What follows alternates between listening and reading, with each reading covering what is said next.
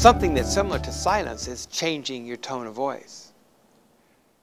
Because if you are Abraham and you are telling the story of how God brought you from another land, and then you change your voice to this, just for a second, wow, something's different. and then you go back to your voice.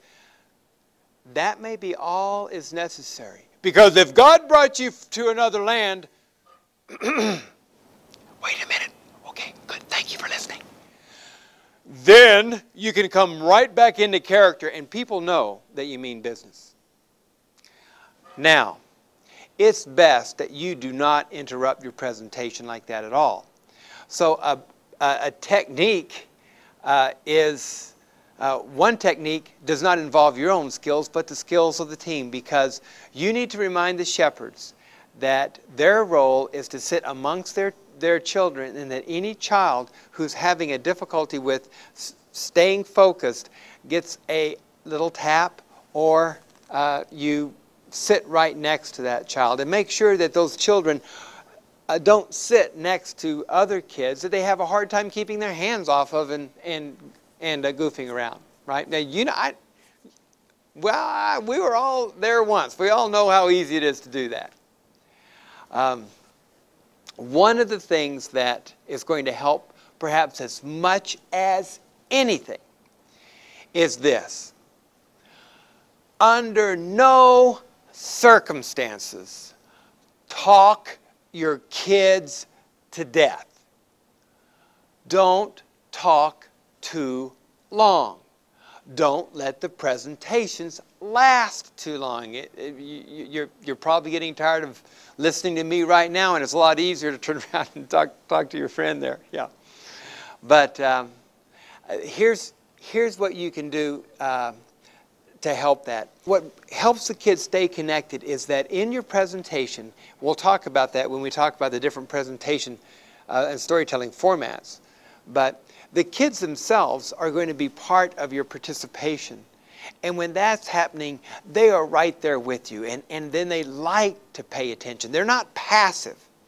I remember one time during a seminar when there were some other adults watching a presentation in grades 1 through 4. Now the presenter was going through a storytelling technique that was describing what was happening. And as he did, he said, and then the armies of Israel marched through the valleys. And then suddenly, the whole room was filled with kids doing this on their own. And the adult that I was next to said, my goodness, you know, this is going to be disaster. But then as soon as the presenter said, but then at the end of the valley, they stopped. And look what they saw. Everyone stopped cold. It wasn't a disaster because the kids were part of the presentation. And that's what you want to do, is make them part of the presentation, and that's going to help you. And let me say one last thing about techniques. How to control your stage. Since your role is going to oftentimes bring kids up on stage, you need to know where to stand and how to help kids stand in the right places in the stage. If you are having a conversation with a puppet or with another person, you need to always be aware that you do not want to turn your back to the audience in any way. So if I'm having a conversation with a puppet here, I don't want to be speaking like this. If I had to be on this side, I don't want to be speaking like this. I want to keep my feet this way and turn my head. But that's easier for me than for a child who is going to come up and be one of your costume characters as you present the story, because they will usually stand and face you and look right at you, and their back is to the audience. That's when you need something as simple as this. This could be a piece of tape. In this case, it's Velcro, and it's a little line. I'm going to put it on the ground, And if I'm having 3 people come up, I'm going to put it right where I want them to stand. And I'm going to ask them to come put their toes on the line.